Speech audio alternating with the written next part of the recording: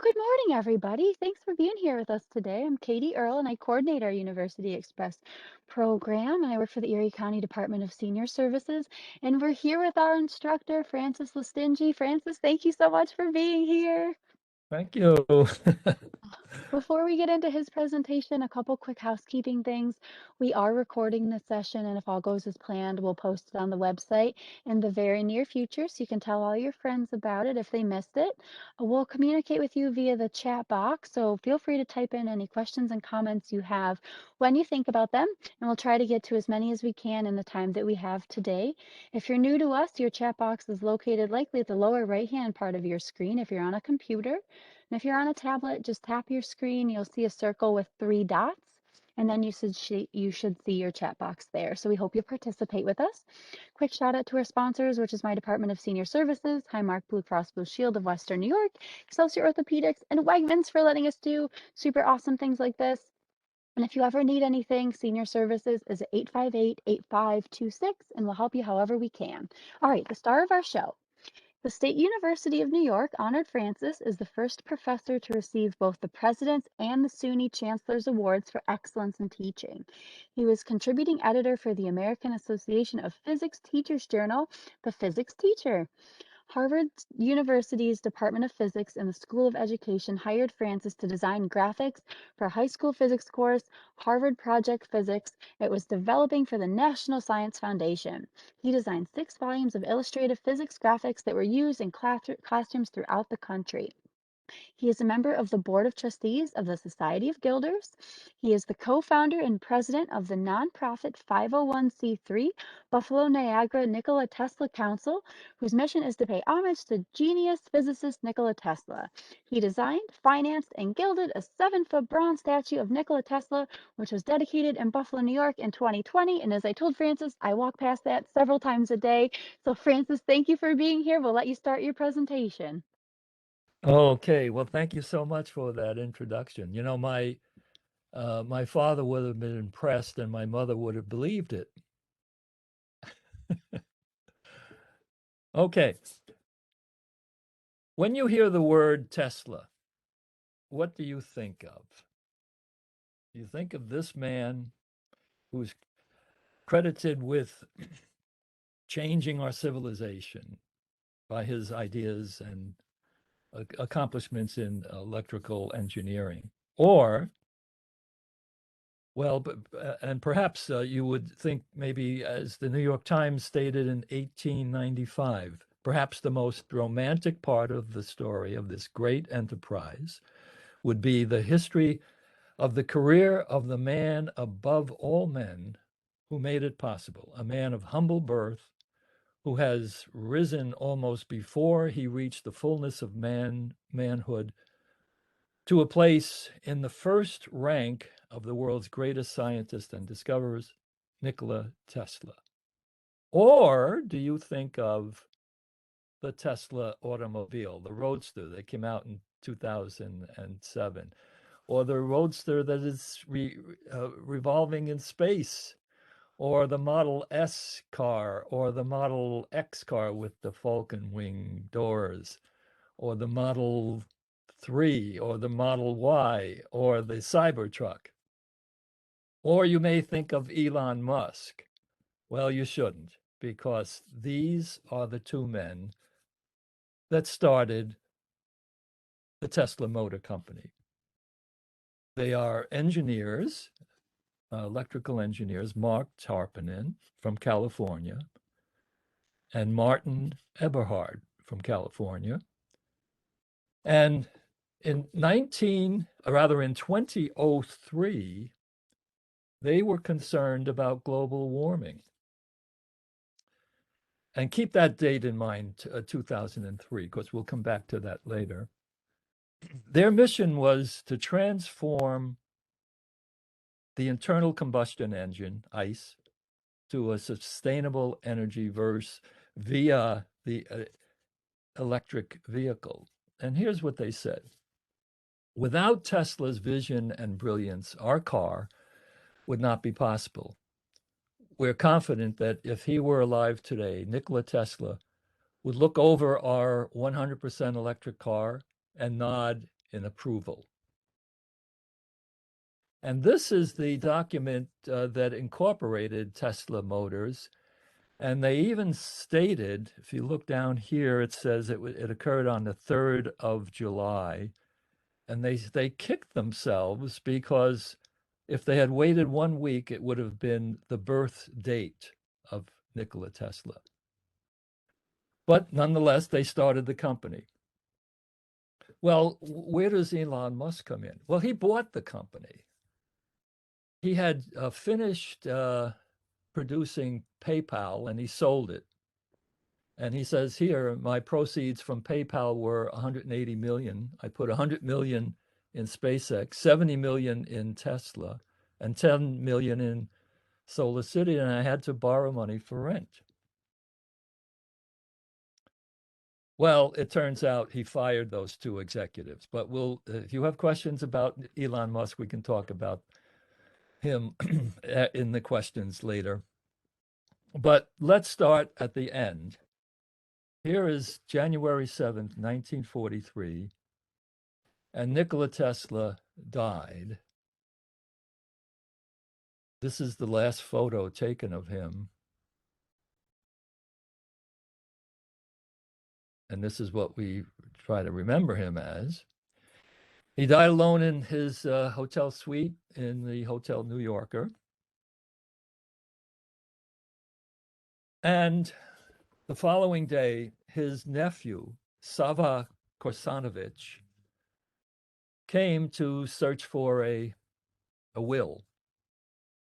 Here is Korsanovich on the left and Tesla in the center, and the man on the right was the king of Yugoslavia at the time. Accompanying Sava was this author and friend of Tesla by the name of Kenneth Swayze. And in the safe, which they had opened, they found Tesla's document for the citizenship of the United States, and then several of the 13 honorary doctorates which he was awarded from the United States, from Columbia and Yale, and from all over Europe. And here are some of those documents. Einstein, by contrast, only received 10 honorary doctorates, but he had a doctorate of his own. But in addition to these documents, there was the document and the medal, the Edison medal, the gold Edison medal that was awarded to Tesla 25 years earlier by his colleagues. There's the medal, and there's the document. It was awarded by the American Institute of Electrical Engineers, which has since become the Institute of Electronic and Electrical Engineers. And the day after that visit, the Department of Justice of the United States ordered its division called the Alien Property Custodian to examine the room of Tesla to find out if there was any war-related materials. And as it says here, the function of this group was to assume control and dispose of enemy-owned property in the United States and its possessions. So why would this investigation be necessary? Well, a few years before, Tesla announced that he had developed a weapon, which he called the particle beam weapon, and the papers called it the death ray. Here you see a headline, "Beam to Kill Army at 200 Miles, Tesla's Claim on his 78th birthday." Tesla at 78 bears new death beam. Discovery of force rays to surround nation and smash attackers' claim of aged inventor. Aerial defense death beam offered to the United States by Tesla. And Tesla was a pacifist, and he considered this a machine to end all wars. He had sent a letter to President Roosevelt about this. And as you may know, Einstein sent a letter to the president about nuclear energy. And Roosevelt proceeded with that. And he was about to call Tesla a week before he died to talk about this situation. But there was a movie at the time in 1940 called Murder in the Air, starring a man by the name of Ronald Reagan. And the procedure of this movie was that there was a weapon that was developed by the United States Navy, and it would destroy incoming planes and zeppelins and things of that kind at the time. Here is the headline from the movie: Navy tests new defense weapon. Inertial projector hailed as the greatest peace argument ever invented. Well, in the movie, it turns out, and here is the weapon, by the way, a particle, well, a beam weapon. In the movie, there was a villain by the innocuous name of Joseph Garvey. He wanted to steal this weapon. He was going to steal it and present it to the enemy, whoever that was. And this is a photograph of that individual who was the villain. And this is Nikola Tesla. Now, you tell me whether the similarity was an accident or deliberate. We don't know. Well, after the Office of Alien Properties investigated Tesla's 60 or more trunks around the city that were for storage, they came up with a conclusion, and it was sent to the FBI. And it was done by this, it was led by this individual, whom we'll find out about in just a moment. Here's what his statement was. Tesla's thoughts and efforts during the past 15 years were primarily of a speculative, philosophical, and somewhat promotional character, often concerned with the production and wireless transmission of power, but did not include new, sound, workable principles or methods for realizing such results. And this came out of MIT. So, because of all of this, and there was no will found, it was up to nephew Sava what to do, and he decided to send everything to Yugoslavia, to Belgrade. Tesla's body was cremated, and this is the body or the cremation monument in Belgrade now. And when the safe arrived, Kenneth Swayze discovered that the golden Edison medal was missing. He tried to find out why, couldn't. So he decided to send a letter to the FBI, to J. Edgar Hoover, in order to get the $400 to recast that medal. And here's what he said in the letter. By giving us a system which made electric power universally available, Nikola Tesla, more than any other one man, helped put America on top of the world. His gold Edison medal was the only material evidence left of this country's appreciation. That was an extraordinary statement. The only material evidence left of this country's appreciation. Now, we're going to get back to that, but I do want to tell you who the person was from MIT that came to the conclusions that they did. This is the document that was sent to the FBI, abstract of Dr. Nikola Tesla's writings retained as exhibits for the alien property custodian. And his name is down here, John G. Trump. And you can see it enlarged here. Office of Scientific Research, Massachusetts Institute of Technology. So the question is, with a name like Trump, is there a connection to the former president? And the answer is yes. The former president has said, I had an uncle who went to MIT who was a top professor, Dr. John Trump, a genius. It's in my blood. I'm smart. Great marks, like really smart. Well, another president seems to have a connection to Tesla because the man in that movie eventually became president, Ronald Reagan. And if you recall, he started something called the Strategic Defense Initiative, SDI, or more commonly known as Star Wars, which was a particle beam weapon that would destroy planes and missiles coming in from outer space. Well, let's get back to that statement. The only material evidence left of this country's appreciation.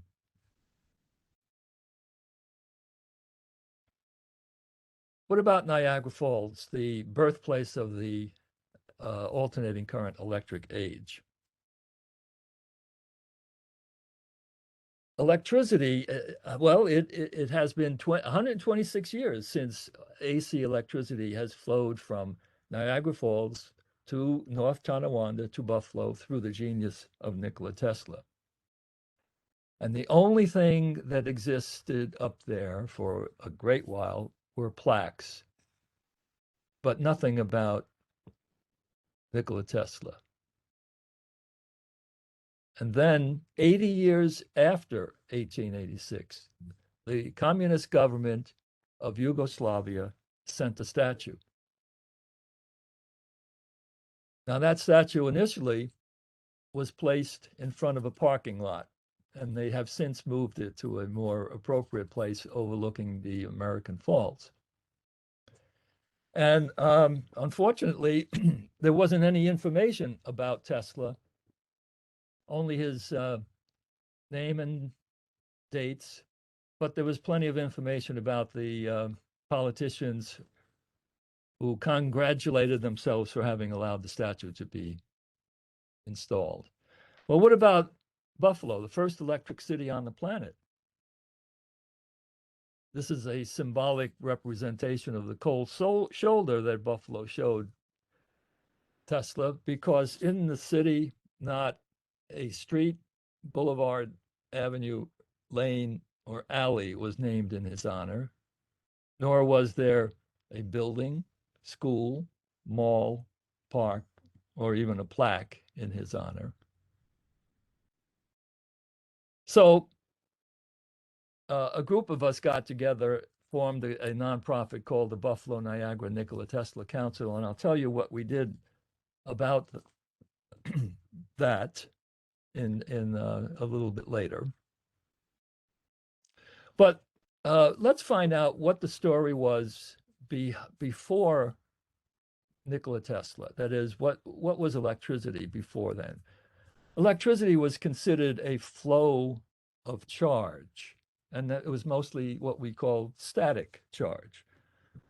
But in 1800, a man by the name of Alessandro Volta, and the word volt, is familiar to us, he discovered that he could produce a flow of electricity with a battery of different metals separated by a salt solution or an electrolyte. We get our word battery from this, and that was the original. He used zinc and copper separated with this electrolyte of sodium chloride, and it produced a flow of electricity. 20 years later, a Danish physicist by the name of Hans Ørsted discovered that if the flow of electricity passed a magnet, the magnet was affected. And so So there was some connection between electricity and magnetism. And here we have a video with a compass needle, which is a magnet. And I'm going to show what happens when electricity runs through the wire. Now you can see the electricity flows and a magnetic field is affecting that little magnet. So the question was, if electricity can produce magnetism, can magnetism produce electricity? And Michael Faraday was the man who discovered this fact of nature, and he referred to it as electromagnetic induction, and that was about 1831. And the way he did it is described here. I'll read it, but then we'll show you the photos, the pictures that are much easier to understand than the wordage. Voltage is induced whether the magnetic field of a magnet moves near a stationary conductor or the conductor moves in a stationary magnetic field. And if you look at the pictures, if you move a magnet past the wire, or if you move the wire past the magnet, you'll produce electricity. Now, these are still photos. There is a magnet on this rod, and there's a coil of wire here. And this is an indication of the current. Right now it's reading 0. So if we move the magnet, we see we get a current that is revealed as 29 volts. Move it in the other direction, it's negative 29 volts. Move it again, and it's positive.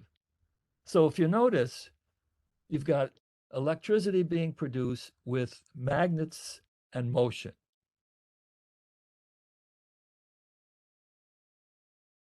And I'm going to show you this little video. This device here is an ammeter, and it just shows small electrical currents. I want you to watch what happens when the magnet down here moves through the coil. When it goes in, the current goes one way. When it goes out, it goes the other way. So here we go. Watch the magnet now and the meter up here. The magnet goes in, and you can see it's going in one direction and then the other direction, one direction and the other direction. This is what we refer to as alternating current. It is a fact of nature. Well, with this information, a Frenchman by the name of Hippolyte Pixii invented the first electric generator. And it was alternating current. It had to be. Here are the wires, and here is the magnet. And this was a device here that you would crank to turn the magnet. Notice what you need are wires, magnets, and motion. And what came out was alternating current. But a friend of his, let me just show you some images here. As the wire spins around, the current is alternating one way and the other. It can be taken off with those brushes. But a friend of his, Andre Ampere, and we get the name Amp from him, he recommended, why are we wasting time on alternating current when we could have direct current? So he decided we can do that by creating a commutator, which is a split ring. Every time the rings went around, they would cause the alternating current to switch so that you got it all coming out as direct current. And this is some example. These are some examples. Here's an actual toy motor. These are magnets over here, permanent magnets. These are the wires. And here's the split ring, the commutator. And these are the little brushes that will take the electricity coming off that is alternating, but comes out as direct. And this is another example. Here are the wires. I don't show the magnet here. This is the commutator, and these are the brushes over here. Well, the following individual, Zeno Graham, invented a generator, an electric generator. And as you see, there's a magnet. This is the magnet here. The coil of wires are here. The commutator is here, and the brushes are here. And then you have to turn it. So again, in order to get electricity, you need motion, magnets, and wires. And here are some examples of that. The stator is the stationary part, which is the magnets. The armature rotates. And here you can see the brushes and the slits here represent the commutator. Here's another example. These are the permanent magnets. These are the wires. And here are the brushes and the commutator.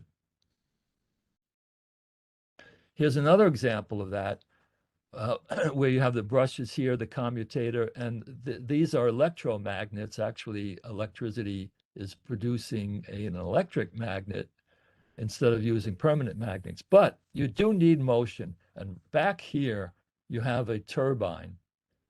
What turns the turbine?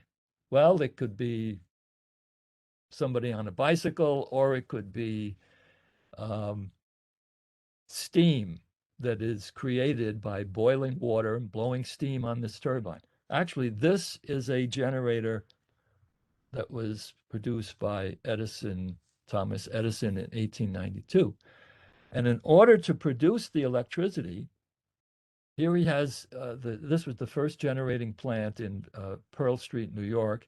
And you can see down here, there are horses delivering coal into the basement, and up here are the smokestacks producing the energy to convert the coal into energy, to boil the water, to make steam, to blow on the turbines, to turn the wires. Now, Edison was once asked, what happens when we run out of coal? And he said, well, it'll be 50,000 years before that, but then we can go to South America and take down all the trees. Well, it turns out that with DC current, you could only transmit it at a maximum of a mile. So you'd have to have generators every mile producing what you see here, the contamination of the atmosphere. Now, before we continue, I just want to show you something interesting. Most of us are used to batteries that are DC, and batteries run our flashlights. But I have here a very interesting flashlight that is an AC flashlight. Now you can see it does have it does shine light, but what it has is a magnet and coils. And all you have to do in order to get the current is shake this so that the motion is producing electricity in the coil. It goes into a thing called a capacitor, which holds on to the electricity. And as a matter of fact, it's turned into DC to light the bulb. But it is an AC generator. So what does Tesla do? Well, it turns out that diagram that I showed you of the Graham generator, it was shown to him in his college class, and he said, I think I can improve on that. And the professor said, you're very smart, Nikola, but you won't be able to. Well, here are some of his own drawings of what he was thinking about in order to change things. And here's what he came up with. And this is an AC electric motor. And one thing to keep in mind, any motor that is run in reverse is a generator, or vice versa. So what he decided was, if we can use alternating current to make electromagnets, so you have an electromagnet here, the ones in red, And then you have the armature here, which would turn because it is being affected by the magnet, the electromagnet. If you then have the alternating current go to the other magnets here, the central coil would start to rotate, and you have a motor that is created by alternating current. So Tesla conceived of the rotating magnetic field using alternating current. And this is one of the diagrams from his patent. And you can see here, north is moving around as the AC electricity keeps changing back and forth. This is one of his first actual AC motors. So he invents the first two-phase alternating current induction motor. Now, the question is, can he use it for the power of Niagara? Now, we always hear that phrase. Just how much is that power? Well, it's been calculated that 681,750 gallons flow over Niagara Falls every second for a force of 2,509 tons at the base. That's a lot of force, a lot of power, a lot of energy, and we're going to clarify those terms in just a bit. Now, there is a story, and it's actually told by Tesla in his biography, which he wrote in his 60s, and he was telling about what he had thought of as a young boy, and he, in his biography, states, "Someday I will go to America and carry out this scheme," he told his uncle. Well, it turns out that he was living with his aunt and uncle when he was in high school, what we would call high school. And he was learning calculus and advanced physics. And he probably wasn't playing with water wheels at the time. But nonetheless, his idea was to use the power of Niagara. Well, I am going to question the power of Niagara and replace it with the power of gravity. So we have to find out, what are we talking about when we use the word power? What are we talking about when we use the word energy? Here is what the proper definition of power is. It is energy per time. And what is energy? Energy is the ability to do work. Now, what is work?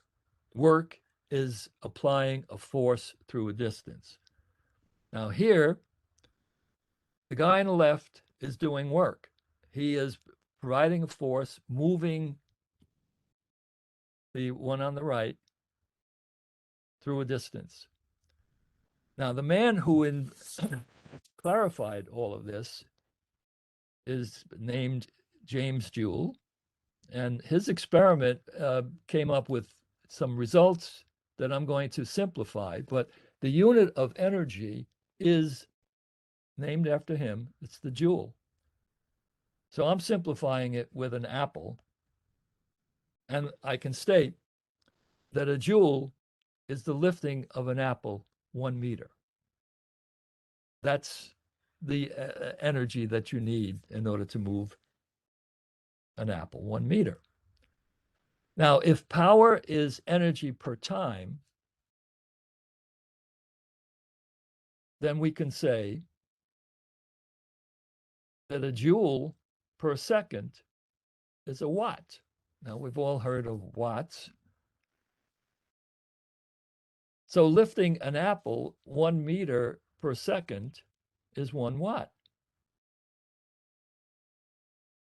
And where did the word watt come from? From James Watt. He perfected the steam engine. And in order to sell his steam engine, he had to convince people that it was better than the horses that they were using to move weights, particular distances in time. And he came up with the horsepower, which is the lifting of 550 pounds, 1 foot in 1 second. Now, when you convert that to watts, it turns out to be this 46 watts, or 1 horsepower is equivalent to lifting 756 apples 1 meter in 1 second, which it would be quite a task. So if power is energy per time, we could use this little equation, multiply, cross multiply, and we have power times time equals energy. And here is something we're all familiar with, the watt times time, which is equal to energy in joules. You're all familiar with the watt hour, which is what you pay for in your electric bill. The watt hour is your an energy value. And 1 watt hour is equivalent to lifting 3.6 million apples 1 meter, or 450 tons of apples. Okay. What about this thing, energy, mysterious energy? Well, there are some types of energy. There's gravitational and there's chemical. Gravitational can be divided into potential and kinetic meaning motion, and chemical can be divided into stored or thermal. Here is a piece of coal, which is actually literally millions of years old, and it is stored energy from the sun. And when we burn it, raise the temperature, and unite it with oxygen, it releases that energy. Now, we wouldn't call this solar energy, but it is the energy that it got from the sun. And unfortunately, when we burn fossil fuel, we produce a byproduct called carbon dioxide and many other byproducts that contaminate the atmosphere and produce what we refer to as greenhouse gases. So, energy can neither be created nor destroyed. Interestingly enough, it can only be converted from one form to another. So you have stored energy can be converted into thermal energy. For example, in a grandfather clock, there are weights that fall and they cause the motion. Now, they don't fall freely. They're on a spring, so they fall in a rather slow fashion. But once they reach the bottom of their travels, we have to use energy in order to bring them back up in this potential energy field that we're living in. So how do we do that? I have to do work. I've got to apply a force through a distance in order to bring that piece of weight up to its initial stage. Now, where do I get that energy from? Well, I get it from apples and figs and nuts and seeds. And where does that energy come from? From the sun. According to the famous equation of Einstein, E is equal to mc squared, where matter is converting into energy. So how is electrical energy produced? Again, I have to remind you that it's produced with magnets, wires, and motion. And you can see here the motion. How are we going to get this motion to turn here? when we have set up the magnets and the coils and to produce the electricity. Well, you may be familiar with these little radios that you crank to produce electricity. That's one example. Or on a bicycle, where you have a little generator to produce your light. As you move the bicycle, this little turning dial here will create electricity in the generator. And if you had connected that onto a bicycle like this, you would have lights working. We produce electricity by having the wind move these propellers. Or we can burn fossil fuel, natural gas, oil, coal, to make steam, to blow on a turbine, to turn the coil in the presence of magnets to produce the electricity. Well, where does gravity come into the situation? I mentioned that that Niagara Falls has power, and it's not the power of the water, but it's the power of gravity. If you drop a ball, it's going to produce kinetic energy. So the water flowing over the falls produces kinetic energy. If you're on one of these devices that's very familiar, you have to provide energy to get up to the top of the roller coaster. And if you notice, once you get to the top, there's never ever one that's greater. It's always lesser. But that is all free energy because you did work to get them up there and then you get it back. So it's potential energy converting into kinetic energy, as these people are finding out. So, did Tesla or anybody else ever use the power of Niagara Falls, the potential energy of the water falling over? And the answer is no, and nobody ever will, because it's prohibited by New York State and Canada. So what was done is initially, this was before Tesla, a canal was produced from before the rapids up to the place called the Schofield Stations, Shelkoff. And here you see these were all generators producing DC electricity. And there is Shelkoff in 1874. But with the Niagara project that Tesla was involved in, they built a new canal, a little one, and then an underground tunnel.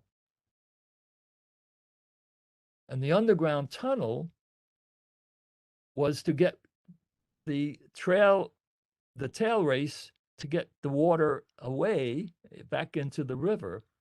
But as it fell over the cliff, it turned a turbine. And that shaft ran the generator up above. In effect, they created their own Niagara Falls, which essentially is you've got the turbine down here, the water comes flowing down, turning the turbine, and it turns the generator up here. And you see here you have the stator, which is the magnets, and you have motion, magnets, and wires, and you produce electricity. Here's another example. Here's the water coming in, flowing around the turbine, and turning the rods that would run the generators. And this is one of the generators that was part of the Niagara project that Tesla was involved in. And here are the 10 of them. Now, they used these turbines, which were called Francis turbines, no relation, but it was a man named James Francis. And here is a modern one. You get an idea of how big it is by looking at these two people down here. So what they did is they built the canal across here and then an underground tunnel out to the river that was 2 miles away. And here you see this was the depth, which was equivalent to Niagara Falls, and then the tail race tunnel that came out here into the river.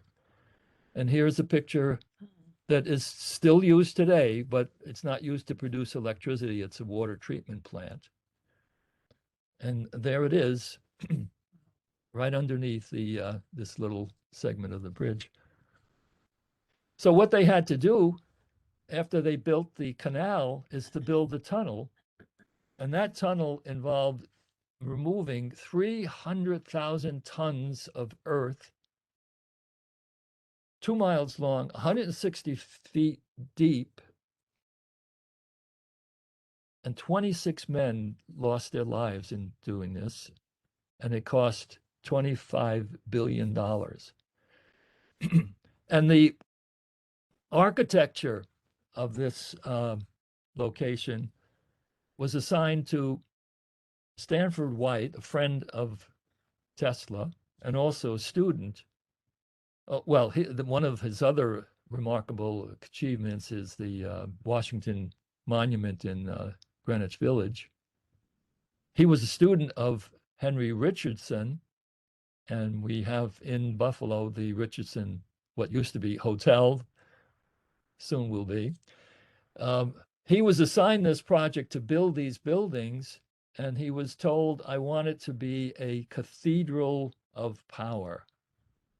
And there is the original building. Here's what it looks like today. And this segment here was removed after they took that building down, and they put it in front of the parking lot. And here's where the statue of Nikola Tesla was originally placed when it came in 1976. Well, today, the canal is covered over, and here are the remnants of those plants over here. But now that pit is still used for water treatment. So Tesla's alternating current generator was used in the Westinghouse project to produce electricity that would come from Niagara Falls to North Tonawanda to Buffalo. And you can see here, we have these patents. Here you see Tesla over here, Tesla over here.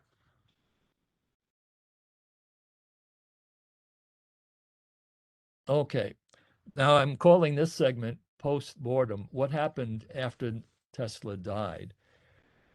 Well, one of the things was he was had a ship named after him, but it was one of 2,710 cargo ships. They had so many of these that they were looking for names. Eventually, they were called the Ugly Ducklings. I'm going to skip by this to save some time. It's about Marconi. The only thing is that it's been shown by the Supreme Court that Marconi had stolen some of Tesla's patents, and they essentially gave the patent back to Tesla. But nonetheless, at the FCC, the Federal Communication Building in Washington, there's a bust of Marconi, not of Tesla.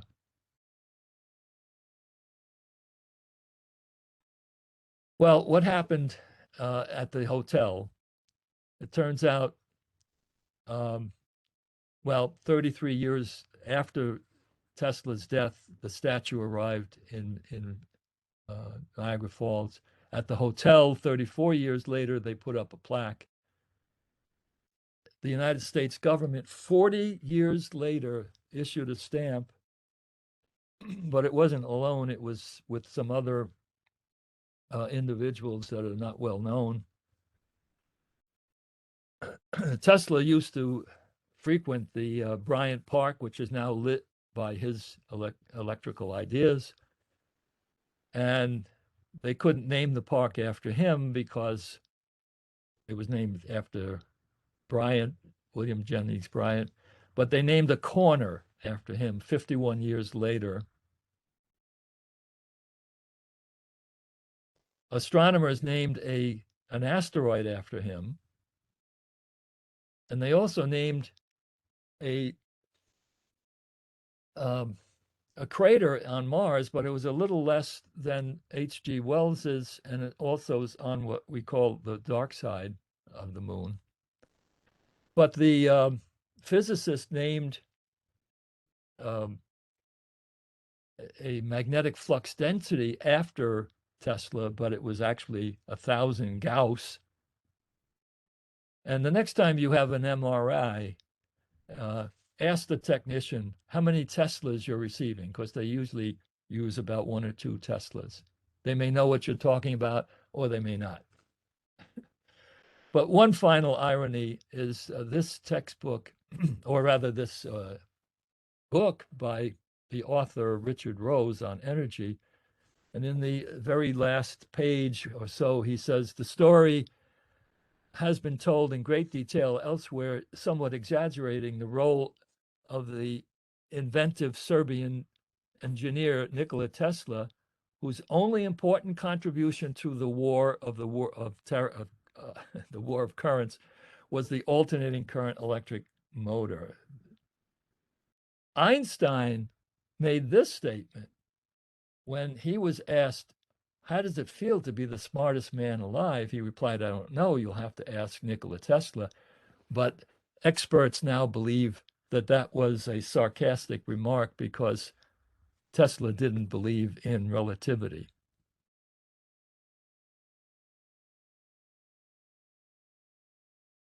So, what happened to Nikola Tesla? Well, we can, if we wanted to blame somebody, let me go back. We can blame nephew Sava for shipping everything off to Yugoslavia. This man, rather, the author of this book, Prodigal Genius, which is quite a good book, was published right after Tesla died, but it turns out that he got it published. His name was John O'Neill of the New York Times. He got it published through a UFO organization, and we know what that can lead to. And what it led to was the mad scientist concept. Mad scientist before it was cool. And also, the Superman comics and movies came out after Tesla, and they used the concept of the mad scientist. And here you see it doesn't look like Tesla, but he's operating electrical items. But an interesting thing came out in 1992 where people were asked whom they would think is the greatest individual of all time, and plenty of demand for Poe, Edison, Kennedy, and Tesla. And then there's a statement here, Tesla? With a question mark. And so here's some of the people that were of interest. And just before, or just after Al Capone was Nikola Tesla. And then in 2010, President Obama made the statement, the scientific breakthroughs of Albert Einstein, the inventions of Nikola Tesla, and the great ventures of Andrew Carnegie's United States Steel and Serge Brin's Google, all this was possible because of immigrants. And then a very interesting thing happened in 2013. There was a contest between technology and math and science. And I won't read off all of these, but some of the people listed here are Einstein, Galileo, Da Vinci, Newton. And on the other side, with the technology, we have Mark Zuckerberg, Steve Jobs, Elon Musk, Bill Gates, Steve Wozniak, and guess who won? It was, oh, I'm sorry. I'm sorry. I wanted to define what a geek was, but I figured this picture would define it better than any words. But this man didn't win. He was a follow-up. His name was Linus Torvalds, and he's a Finnish immigrant as well.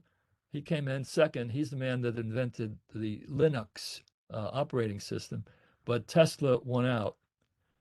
And then in 2015, Steven Spielberg, speaking about George Lucas, made the statement that Tesla, Edison, Bell, and Jobs, everything they touched changed a paradigm, and so did George Lucas. And then came the internet. Now, I'm just going to show you these. I could go on for 15 minutes with these images, but what they're doing is they're deifying him. Saint Nicholas.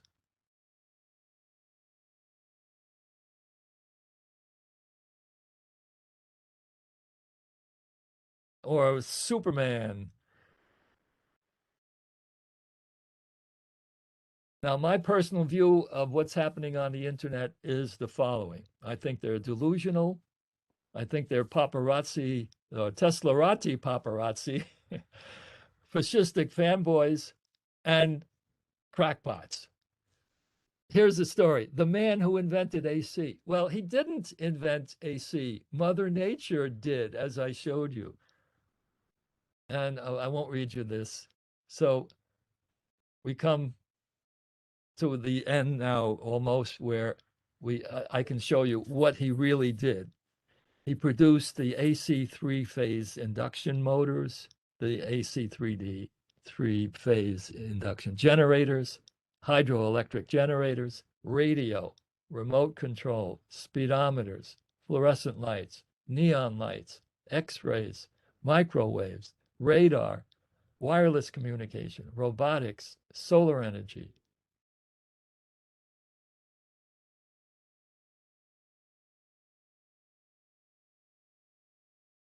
And we can end by saying he was the Mozart of invention, a poet of science, an immigrant, an American, a fellow New Yorker, and a humanitarian. He electrified our civilization, yet he was so stunningly and shamefully forgotten. He died impoverished and deeply in debt, but the debt the world owes him is far greater.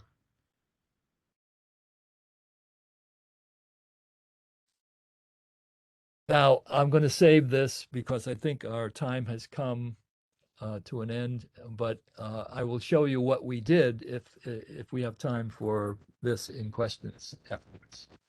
Is that good? Good? Yes. Should I continue? I can't hear you. Continue? Okay. Well, I tell you that we formed this organization called the Buffalo Niagara Nikola Tesla Council. And 77 years after Tesla's death, we welcomed him back to Buffalo. We had a statue produced in Salt Lake City. And there we are, taking it off the truck and gilding the lightning bolt. And here we have it installing. There I am next to him. And there it is. It was the journey of God's own lightning to the benefit of all mankind, was a quotation from the Buffalo Inquirer newspaper.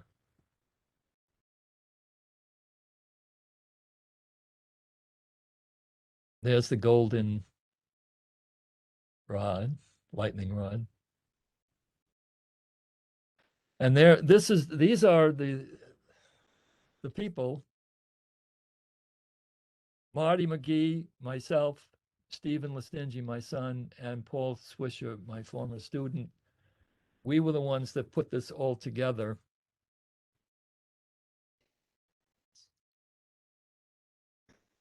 And the statue is in Buffalo, New York. It is in the park that we got the city to name, the Nikola Tesla Park, which, by the way, is the only park in the United States named in his honor. And we did it to show appreciation to Nikola Tesla, and we have tried to say thank you to him.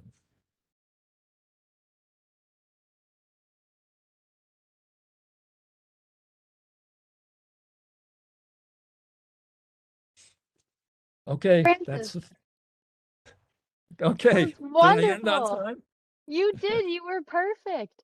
Thank you so much. Okay, awesome. We've got some comments and a question here, so let's get started. Can you hear me okay? I do. I can. Okay, great. I just got a new headset, so I wanted to make sure I'm still with you. Okay. So, a Okay. couple things here. We have thank you for explaining everything so well. I finally understood it. We have I can see why you received so many awards. You're a fabulous teacher. Then we've got Nice. yeah, I agree. My goodness. We have excellent presentation. Not surprised that Dr. Lestingi is a master teacher.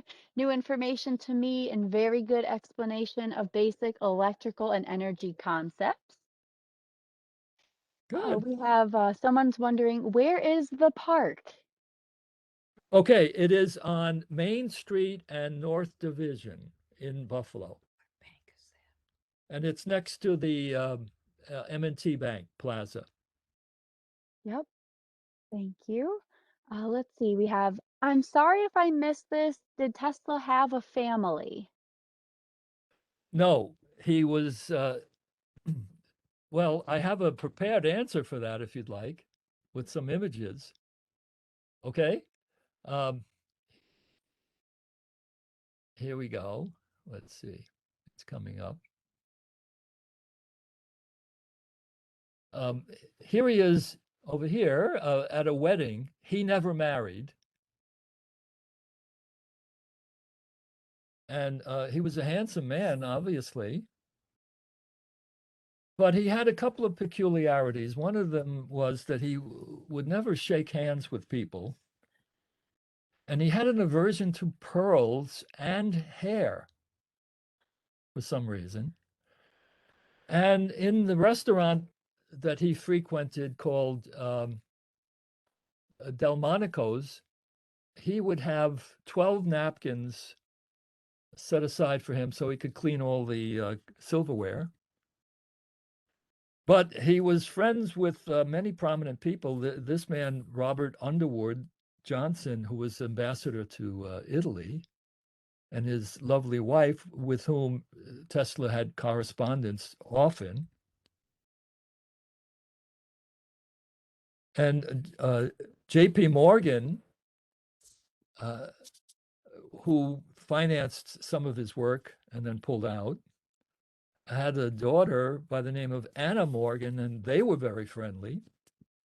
Imagine if Tesla had married Anna Morgan, getting into that family. Uh, this is a photo with someone. It may be Anna, but we don't know. But there she is, by the way. She never married herself, and she became a woman's activist. And there is Delmonico's, where Tesla had various parties with people. And this restaurant is known for, in case you're interested, they were the first restaurant in this country to have a wine list and tablecloths. And they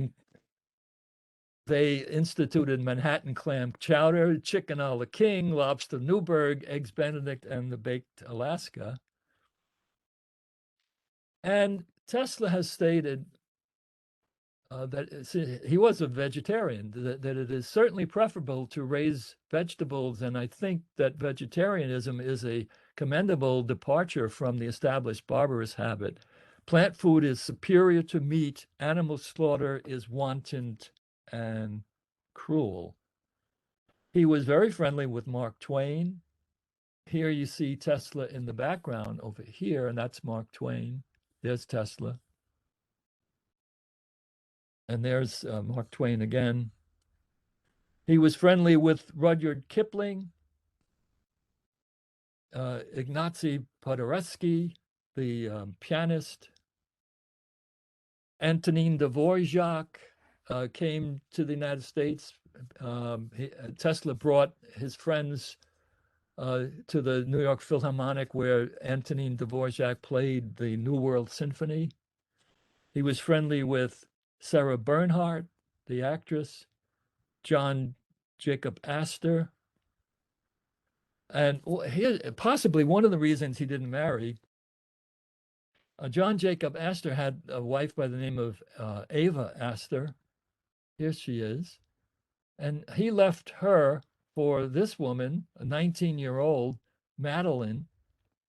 And they went on the honeymoon on the Titanic, and it turns out he was killed and she wasn't. But I mentioned Stanford White in the lecture.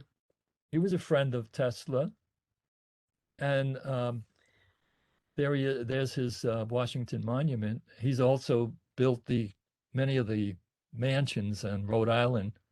He made this chair for Teddy Roosevelt. But Stanford White was shot in the back of the head at the Madison Square Garden because Stanford White was fooling around with Evelyn, his wife, this man by the name of Harry Thaw. He was arrested, and since he was a multimillionaire, his jail was like this, and he had all his meals supplied by Delmonico's. And here's a statement of Tesla: "The mind is sharper and keener in seclusion and uninterrupted solitude. No big laboratory is needed in which to think. Originality thrives in seclusion, free of outside influences beating upon us to cripple the creative mind. Be alone. That is the secret of invention. Be alone. That is when ideas are born. That is why many of the earthly miracles have had their genesis in humble surroundings." And here's what he says about marriage. Marriage is for an artist, yes. For a musician, yes. For a writer, yes. But for an inventor, no. The first three must gain inspiration from a woman's influence and be led by their love to finer achievement. But an inventor has so intense a nature, with so much of it in wild, passionate quality, that in giving himself to a woman he might love, he would give everything and so take everything away from his chosen field. It is a pity, too, for sometimes we feel so lonely. Okay, I hope that answers the question. Did he have a family? The answer is no. In I brief. think that more than answers the question, Francis. Thank you so much. That was really wonderful information. I'm glad you had it at the ready. Yeah, that's my Last prepared answer. I love that. I'm seeing excellent presentation. Thank you. This was really wonderful. Thank you so much. So before we close here, I just want to let you know that Francis will be at the Orchard Park Senior Center this coming Friday, the 13th, giving his presentation on why we love the element gold. So that'll be at 1:30 at Orchard Park. Just call their number. It's 662-6452 to register. And we hope to see you there. Francis, thank you again. That was great. Oh, you're most welcome. I enjoyed it. All right, everyone, enjoy the rest of your day.